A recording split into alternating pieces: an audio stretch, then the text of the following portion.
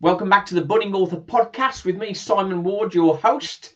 And today we will be talking to a playwright, a poet, and a short fiction writer, all in one person. That is Michael Goodwin Hilton.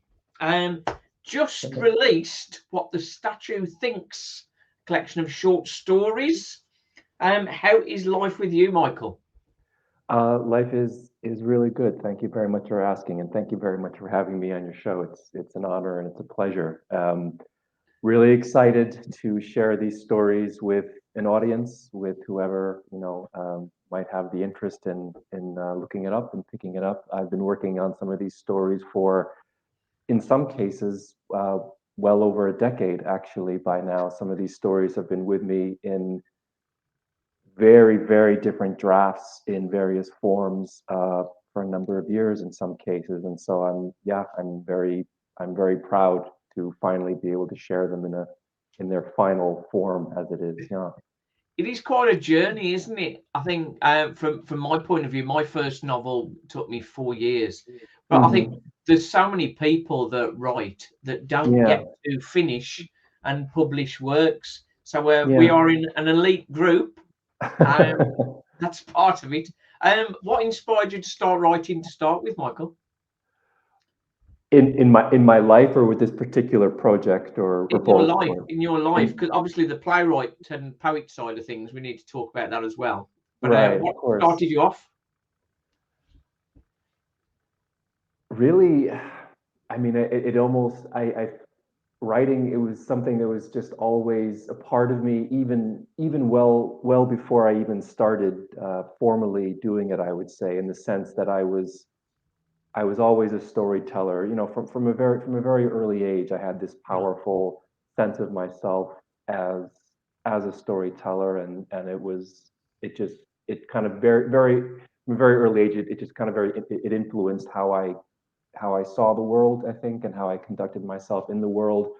My original ambition was probably more to be a performer, was to be an actor. That was what occupied my imagination in some ways the most as a young person. But then next to that was my own proclivity, my own inclinations as a storyteller, and I would say, and so it was always a part of me. I would say I became more serious about it in my adolescence, and and my first love was really poetry. I think of myself even to this day in some ways as a poet first, which there's an irony to that, being that I've had I mean, I've been fortunate to have a couple of poems published recently, but for the most part I haven't really pursued being a poet per se in the same way that I've pursued more seriously being a playwright and now being a fiction writer.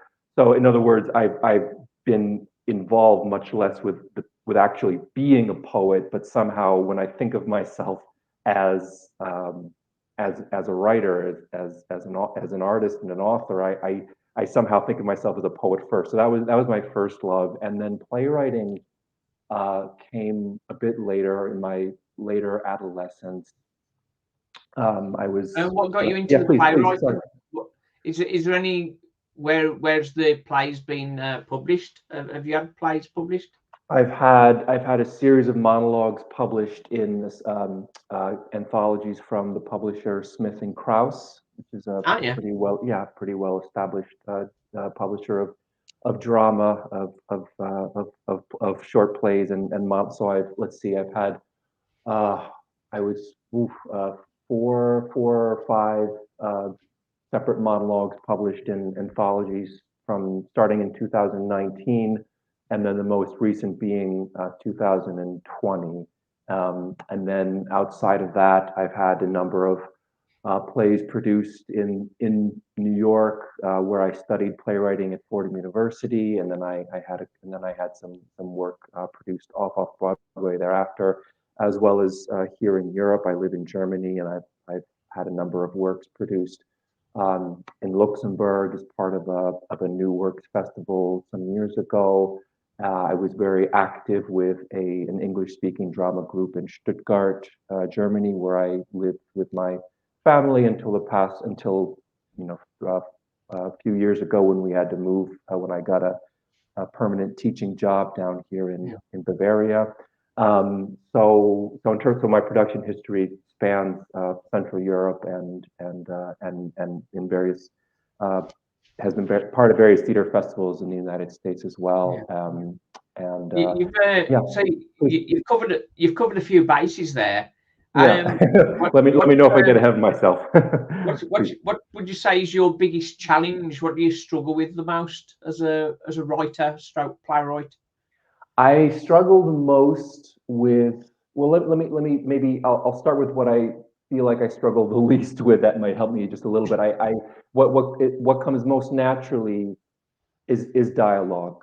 And that's been true for most of my mature writing life. And I think that's what led me into playwriting initially, and really I just had this very strong feeling that this was my calling, right? That this was something, that this was a form that I had a Yeah. particular knack for and of which I was enamored. And really it was the energy of the dialogue that I think really drew me into that. Just And just yeah, complete please. just continuing on that theme. Why do you think people struggle to write dialogue so much? I feel Yeah. like it's strength of mind dialogue, but Hmm. many people struggle massively with dialogue. I've heard that. I've heard that a number of times. And it's funny because when I hear it, as I said before, I feel as though that has always come a bit more naturally to me. What I do struggle more with, what does not come naturally to me, I don't think, is um, prose description, in the sense of, if I had to describe how people are interacting in a closed space, or Yeah, how the paint looks on the wall in the afternoon. I struggle with that. I struggle with describing, and in some cases also describing sensory detail, how yeah. things appear, how things smell, how things taste. That brings Yeah, the depth. yeah, That brings yeah. the depth to the writing, doesn't it? Sort of gives it like a full senses appreciation within the Yeah, writing. it How do does. you find? I think with playwriting, it's not so much of an issue, but POV is always a nightmare for me. Um, Hmm. how do you Hmm. find that? A point of view Yeah, about your point of it. view, Yeah, sort of past tense, first yeah, person, third person, past tense, and yeah, yeah. Sure. I tend toward the third person, right? And I find that the most liberating, and I feel that brings me probably the closest to the character. Um, with a few of the stories in the collection, I was toggling back and forth in terms of the tense. In other words, there were yeah, some stories, especially the earlier stories in the collection, when I originally had the impulse to set them in the first person, and then the third person. I had experience of this in a couple of different stories, that the third person sort of snuck in there, right? In other words, I was I was in the mode of writing from the first person perspective, and then suddenly, without even really realizing it, I was then in the third person. no, And sorry, I that's meant, my problem. yeah, That's my problem. I think my natural yeah, outway would be going to third person omniscient would right, be my natural position, but I think that's not a yeah. normal way to write now. Yeah, yeah, sure, I can appreciate that. And also the same question, I started the whole, I began there by speaking about tenses, and it was a similar dilemma. At first, I was inclined toward, with some stories, I would be inclined to think, okay, well, this is a story that should be told in the present tense, but then the past tense would sneak up on me, or vice versa. And I gravitated, I had an initial feeling that I should base the stories mostly in the present tense. I think I had the sense that would create a sense of urgency. Yeah, I know that John Updike, for example, taught when he was writing some of his, especially some of his earlier stories and novels, he found the present tense very liberating, and as though there was a kind of momentum that was built into that. And I think I really tried to kind of practice that. And then I worked with a wonderful editor, with through my publisher, Wilding Publishing, my editor Laura Wackwitz, and she said something that really kind of stuck with me, which is that the past tense in some ways is, and I'm not even sure why exactly, but I think I know what she meant, that it gives the reader an easier access in some case into the story, that they can kind of find their way into the story more easily. And I think you can have both. I mean, there's in the case of the collection, there's a handful of stories that are in the present tense, but then others that feel like they need to be more in the past tense. And I don't even know. It's a kind of intuition. I'm not even sure what factors would make one tense more appropriate for one story than another. Yeah, I think with Yeah, first person, you get that emotional connection with the person. But right. when you're trying to tell a wider story, it's Yeah, just so difficult. yeah. And also the first person can sometimes be rather claustrophobic, I suppose. Mm. There's one story, only one in the collection, which is in the first person. The story Static, about these two lifeguards at the Jersey. Most of the stories take place at or near the Jersey Shore, where I grew up, and the story about the two lifeguards, which is called Static, that takes place in the first person from the perspective of the male lifeguard, whose name is Lewis. And yeah, that's really the only one. And I it was important to me to use the first person in that story. I maybe would shy away from giving too much away, but suffice to say, I was intrigued in a particular technique. I remember reading, there was a novel that came out some years ago called Open City. Open City, who's that Yeah, by? Teju Cole. I don't know if I'm pronouncing his name well. Yeah. Cole, Cole. I believe that's the author's name. And he wrote this really interesting novel called Open City that takes place in New York, and and it was all in the first person. And late in the novel, there's an accusation made of the narrator, an accusation of having committed a crime, basically. And it's this very, and the narrator doesn't, the accusation is made at him, from a woman, Yeah. who has made this accusation. The narrator himself, after the accusation is made, doesn't comment on it. In other words, there's no direction toward the reader in terms of how the reader should think about that accusation. The narrator doesn't offer us any insight. The accusation is made, and he basically just walks away. And it's a very disorienting experience as a reader, because, and we don't know whether we'd actually never learn. As far as I remember, it was some years ago that I read it, but as far as I remember, we never actually learn whether the narrator is guilty of the crime. It's left a bit open. But the experience of the reader is as such that we've been basically in the head of this person, this individual, who may have done something quite horrible, quite horrendous. And we the reader feel almost, in a way, um, oddly complicit, or at least somehow implicated, because we're a part of his consciousness, and Yeah. you can't quite separate. When you're reading something in the first person, you can't quite detach from the character's consciousness the way that you could if it's third person.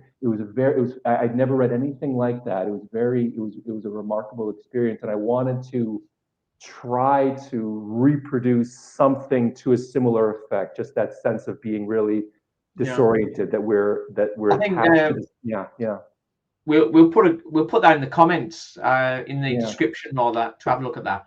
yeah, Just moving, yeah. obviously, with doing sort of script writing, playwriting, and short stories as well. Right. How does your process differ between the two, or is the process the Yeah, same? that's a good question. The process differs insofar as with playwriting, it tends to be much uh, I tend to work on it much more quickly. The pace is a bit faster, and I Yeah. think, I mean, as I mentioned before, the dialogue tends to flow just a little bit more naturally. Whereas with something like writing a short story, where you obviously there's a lot of dialogue, but you're also having to write a lot of prose, and that does not come. I really have to work at that. I mean, that takes a lot of time, and I would even perhaps use the word strategy. There's a certain amount of strategizing. I have to work much more deliberately perhaps than I do Yeah. with playwriting, which I enjoy. It's a challenge, and I think it's important as writers to put ourselves in the situation, and when to expose ourselves to the kind of writing that does not come particularly naturally, when we do have to really I mean, we need both, don't we? We need the experience Yeah. of Yeah. something that, right? We need, we need that feeling of just being kind of lifted away by the process itself, being carried away in the improvisation.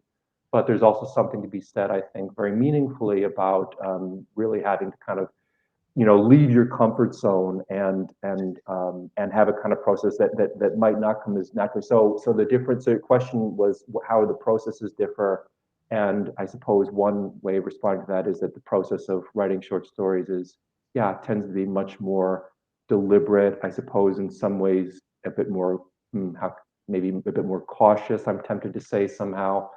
Part of the breakthrough that I had with this collection was when I realized, this was a few years ago by now, when I first started really trying to put it together in earnest, and I was feeling a little bit stuck at times. And then I had a kind of, it was a very simple thought, but it was, for me at the time, it was revelatory, that this distinction that I had been obsessing over for years, and that is, the question being, am I the playwright, or am I a fiction, a short story novelist, Yeah. which kind of writer? I mean, I was tearing my hair out about this question for a long time, and always kind of going back and forth about it. And I had this just very simple thought, which you say it out loud and it sounds so sort of stupidly obvious, but it wasn't at the time. The thought being, why do I feel like I have to choose? In other words, the process.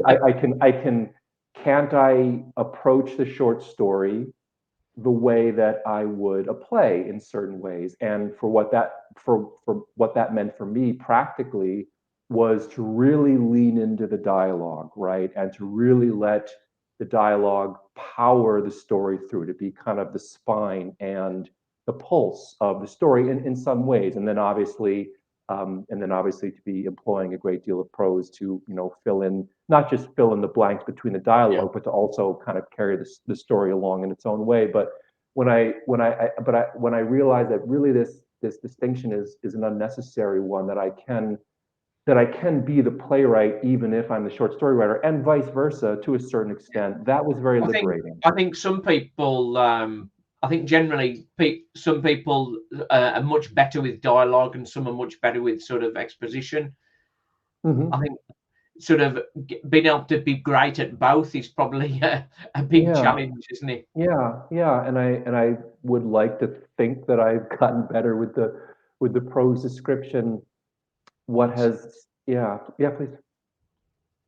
Yeah, practice I think helps on that. As Yeah, far as the story structure is concerned, do yeah. you plot your stories, or are you more of a pantser, as it were?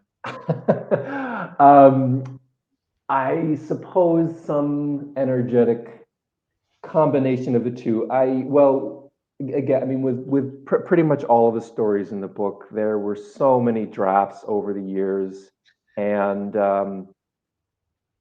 but they were incomplete, and it was only, I didn't realize, excuse me, I didn't realize it at first, but it was only when I had the kind of, I would maybe describe it as a type of breakthrough, a few years ago, 2020. This would be in the midst, kind of in the at the height of the pandemic at the time, or at least in those kind of early days of it. Yeah, When the stories came back to me, I mean, I'd worked on a number of them for a number of years, and then really put them away, put them aside, didn't give much thought to them, focused on a few plays, and I had my new job, and that was preoccupying me, my new teaching job. So I really wasn't thinking very actively about these stories. And then they came back to me in a very yeah, in a kind of remarkable way, I realized how a number of them needed to end, or at least I felt like I saw the missing pieces, so to speak, of a number That's, of these that's stories, and they definitely started. that's Yeah, definitely in the pantser category then. I suppose. I mean, it's a bit of both. I mean, do I write an outline of the story before I begin? Generally not. But what I have done, especially over the past years, I do a lot of exercises. There's a remarkable resource for me, a book of writing exercises called The 3 a.m. Epiphany by Brian Kitely. Yeah. And it came to my, if you know it maybe, and it came to my attention a number of years ago, and I have a copy here. And it's a book of very unconventional but very interesting, unusual but fascinating creative writing exercises. And I do a number of those from time to time, just for my own practice. I mean, I think of writing. I think writers, or at least I can speak for myself, should approach the craft the way that you would an instrument. I mean, it does take, in the sense that you can't go into a concert, or without having warmed up, without having Learn the practiced. basics, learn the Yeah, basics, then build yeah, and improve. I think that's why yeah, it's good to start with short stories. mm, Um, with short stories, you've got a much better chance of getting them finished. I think hmm, yeah, with with writing in general, I think yeah, there's mass, as we sort of touched on at the very start, the amount of people that have stories within them and hmm, have started putting them down to print, but hmm, don't finish them. I think hmm, that perhaps is part of the pantsers failing, hmm, perhaps. hmm, yeah. I think, What yeah, would be yeah. your word of advice for people who are sort of have a draft that's not yet complete? What would your advice be to them? Save that draft. Which is the most banal advice in the world. But here's why I insist on that. When I was working on these stories, I had the experience of going back to fragment the things I'd written, incomplete drafts or just little fragments. In other words, I had to dig into my own treasure trove, as it were, and there were a lot of gems in there. I mean, they were very rough, but sometimes there would be just a sentence or a phrase, or a certain dynamic in a particular scene that I okay, it didn't work. That story didn't it didn't come together, but actually that sentence or that phrase or that scene actually works in this new story that I'm telling. Um, so my advice, I mean, one of the pieces of advice I would offer anyone is just save anything that you've committed Yeah, pen to paper to. Oh my God, do your best. And obviously, sometimes it's not easier said than done. But save that, every notebook, every post-it, or if you take notes on your phone, do your best not to lose those. So you never know. I mean, it could be years, but at some point, I think what happens is the mind is, it holds on to these scraps, and yeah, almost like in oyster, I suppose, to use a metaphor, the way that a pearl, right, would develop in an oyster over time. I mean, that's a bit of a cliche, but there yeah. is some truth to that, right? It does crystallize, and it becomes, yeah, it becomes something over time.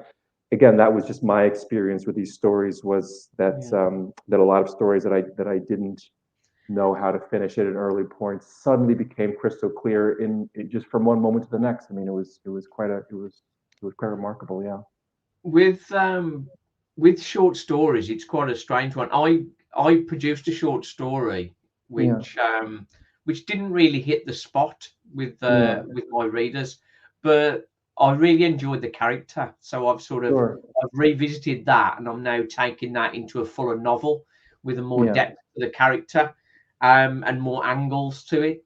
Yeah. Of your short stories, do you think there's any of those that you'll take into a novel, or are they short stories done and dusted? It's interesting because I went in the reverse direction insofar. I mean, it's some of these stories, again, fragments of them would have come from my first attempt at a novel when I was, Okay. when I was in my early 20s. I completed a novel at that point, and it was a brave attempt. I haven't really seriously pursued it because it's extremely rough. But there were, again, these assorted gems, these kind of diamonds in the rough throughout Yeah. that draft, and some of which I took and tried to polish and integrate it into certain parts of the book. You mentioned before, you seem to have brought up the story, the sawed rung somewhere, and Yeah. that's one. I think that's probably the one that most contains something of that first novel. So in other words, in my case, the attempts at the novel factored into, the short story collection is in some ways kind of the culmination of that, of those attempts. Whether I would carry these forward into another project, I would say not. I really feel like these, Yeah. I think yeah, yeah, sometimes the short story idea is just that, and right, right, doesn't explode. I did worked with Reedsy and some short story competitions, and hmm one of those I really loved, but I would never think of expanding it into anything else. It was hmm just that piece of work, and that was it. right, As far as what you've done with your collection of short stories, what yeah. what are you doing marketing wise for that? Is that just down to your publisher, or what are you doing with that? Well, I'm appearing on great podcasts like with Like like that, with is that like this one? exactly like the budding author podcast. So if everyone should follow this. So that as an example, I mean, I'm new to this. I'm new to this in terms of in this whole process. I mean, this is my first.